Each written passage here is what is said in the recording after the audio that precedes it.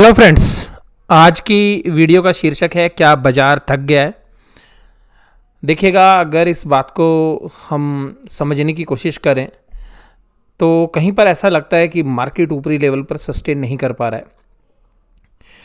Asian markets की support के बावजूद इंडियन मार्केट्स के अंदर ऊपरी लेवल पर एक प्रॉफिट बुकिंग जो है वो देखी जा सकती है। और अगर हम इसको टेक्निकल भाषा में अगर हम बात करें तो जो इनिशियल साइन ऑफ डिस्ट्रीब्यूशन है वो भी जो है नज़र आ रहे हैं। और ऐसे केसेस के अंदर जब बुल रन होता है, एक अच्छी तेज़ी होती है, तो उसके बाद जो मीडियम टर्म के अंदर जब एक रेंज बनती है तो ऐसा माना जाता है कि जो कमज़ोर शेयर हैं वो भी जो है रन अप करना शुरू कर देते हैं। तो आप देखिएगा यहाँ पर कि जो रन अप आया है वो कौन से शेयर्स के अंदर आया। ऐसे शेयर्स के अंदर अब रन अप आ रहा है जो कि पीएसयू लेवल्स के स्टॉक हैं, यानी कि जो पीएसयू स्टॉक्स हैं वो हालांकि अंडर वैल्यूड थे, लेकिन उनको जनरली लोग हाथ नहीं लगाते थे जब मार्केट सही चल रही होती है, या ऐसे केसेस के अंदर कि जहाँ पर कि जो है बड़े जो प्राइवेट सेक्टर्स के जो शेयर्स हैं वो जब आउट परफॉर्म कर रहे होते हैं।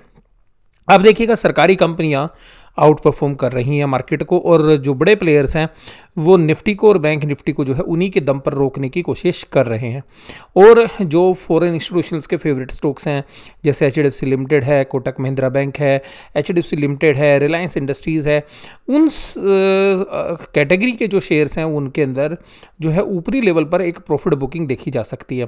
हालांकि देखिएगा, आज एचडीएफसी बैंक के ऊपर भी जो है एक खबर थी, और नए क्रेडिट कार्ड के ऊपर जो है आरबीआई ने दिशा निर्देश दिए हैं कि आप के जो पावर फेलियर या किसी तरीके की जो प्रॉब्लम्स जो है उनके डिजिटल प्लेटफॉर्म के अंदर हुई थी, पीछे भी 2-3 बार हो चुकी है, तो उसको मद्देनज़र रखते हुए जो है आरबीआई ने ये आदेश दिए हैं कि आप नए क्रेडिट कार्ड इशू नहीं कर पाएंगे। तो इस खबर के चलते देखिएगा, एचडीएफसी बैंक के अंदर भी एक अच्छी खासी गिरावट जो देखने के लिए मिली, और 1380 के आसपास जो है जो काफ़ी मजबूत सपोर्ट है तो उसी के आसपास जाके जो है रुके हैं।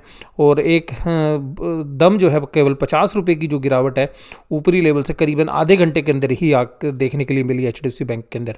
तो इस तरीके के जो शेयर्स हैं वास्तव में जो कोटक महिंद्रा बैंक के ऊपर के लेवल पर भी सस्टेन नहीं कर पा रहे हैं।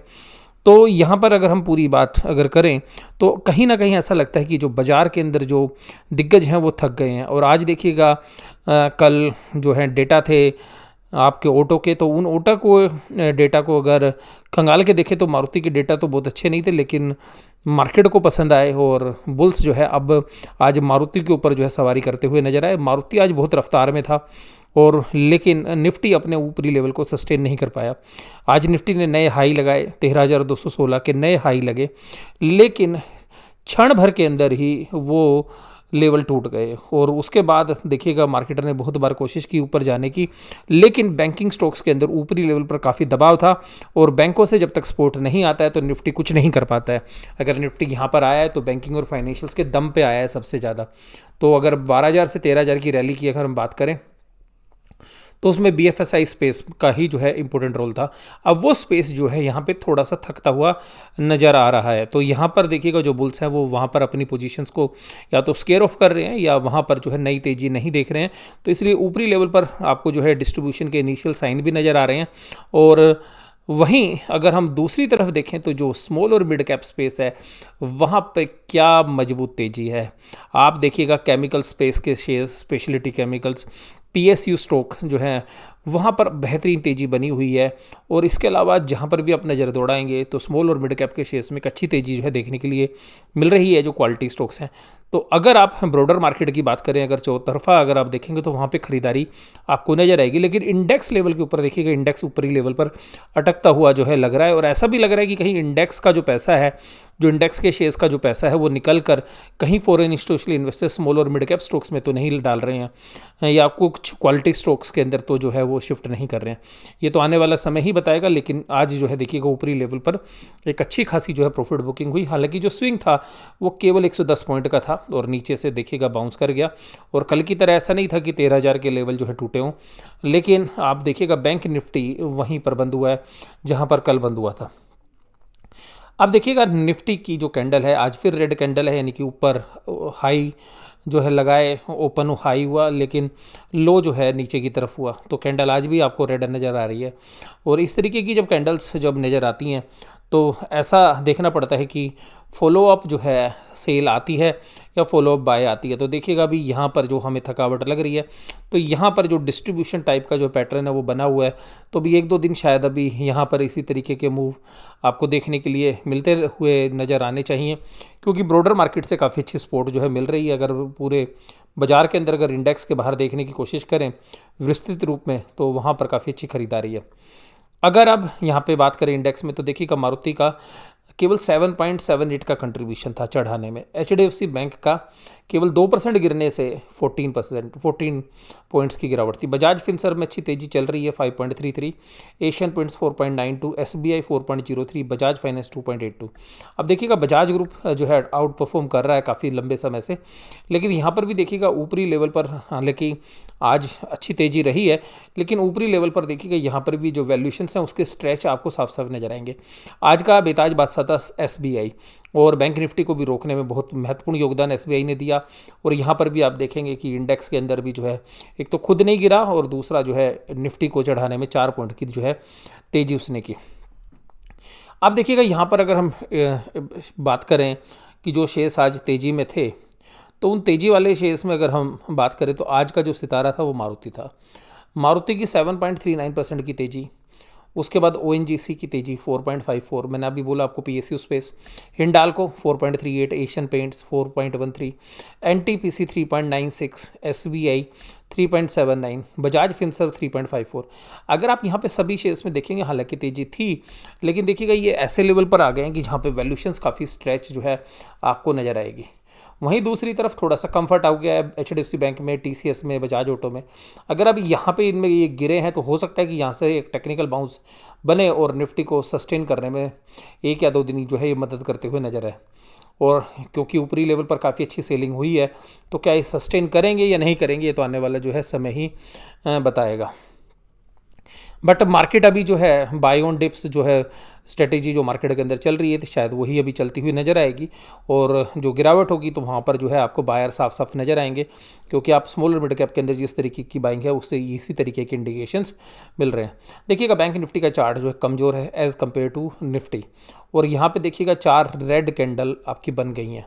ऊपरी लेवल्स पर बाजार सस्टेन नहीं कर पा रहा है, यानी कि बाजार के अंदर ऊपरी लेवल पर सेलिंग है। अगर आप पिछली 10 कैंडल्स को भी देखेंगे तो आप इस बॉक्स के अंदर ही देखेंगे कि काम हो रहा है 28,800 से 29,800, 2800 से 29,800। तो कोई भी जो चेंज आएगा इसके अंदर वो 28,800 के में नीचे की तरफ और 29,800 में ऊपर की तरफ, यहीं पर जो है मार्केट कंसोलिडेट कर रही है। कोई भी फर्दर जो मूव आएगा वो 28,800 के बाद आएगा अगर नीचे की तरफ, और ऊपर की तरफ 29,800 के बाद। तो हालांकि बैंक निफ्टी के अंदर अभी हाल फिलहाल के अंदर ऊपरी लेवल पर जो है प्रेशर देखा जा सकता है। और जिस तरीके से आज एचडीएफसी बैंक की खबर आई है उसका आकलन जो है करने की कोशिश करेंगे, तो वो फॉरेन इंस्टीट्यूशनल इन्वेस्टर्स उसको किस नज़र से देखते हैं ये तो जो है कल आपको पता चलेगा, क्योंकि आज जो है वीकली एक्सपायरी थी फ्यूचर्स एंड ऑप्शंस में, तो बहुत सारे सौदे जो ऑप्शंस में बने होते हैं, तो उस वजह से जो है उस न्यूज़ का पूरा असर जो है आज देखने के लिए नहीं मिला। हो सकता है कि उसका असर आपको कल देखने के लिए मिले। अब देखिएगा यहाँ पर कंट्रीब्यूशन कहाँ चला, आज बैंक निफ्टी को चलाया एसबीआई ने 47.55, bank of Baroda, PNB, Kotak Mahindra bank, ICICI bank.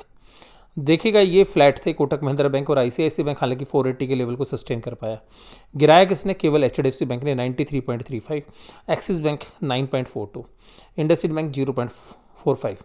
देखिएगा बैंकिंग स्पेस में अभी भी जो कमज़ोर कड़ी है, जहां पर कि बैंक निफ्टी गिरने की शुरुआत होती है, जिसमें इंडसइंड बैंक और एक्सिस बैंक जो है प्रमुख है, वहां पर अभी जो है इतनी बड़ी गिरावट नहीं आई है जिससे कि बैंक निफ्टी में किसी भी तरीके का प्रेशर देखने के लिए मिले। तो जब यहाँ पर कुछ गिरावट आएगी तभी बैंक निफ्टी में जो है गिरावट के संकेत आपको देखने के लिए मिल सकते हैं।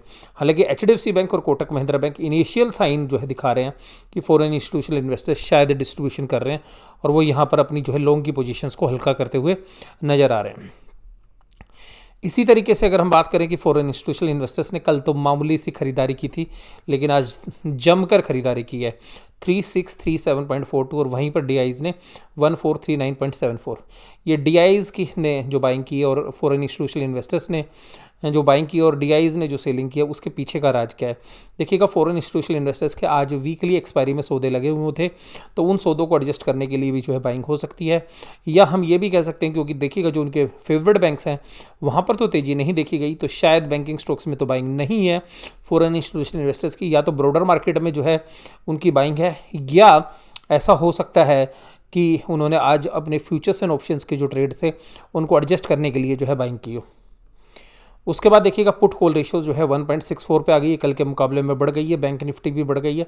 तो यहाँ पर भी देखिएगा, अगर इस एंगल को भी अगर हम देखने की कोशिश करें तो ऊपरी लेवल पर यहाँ पर भी जो है दबाव जो है बनता है, और ऐसे लेवल में जैसे जैसे रेशियोज ऊपर जा रही हैं वैसे वैसे जो है ऊपर से प्रॉफिट बुकिंग की संभावना भी बढ़ती जा रही है, और वो इंडेक्स भी जो है गवाही दे रहा है, पुट कॉल रेशियो भी गवाही दे रही है।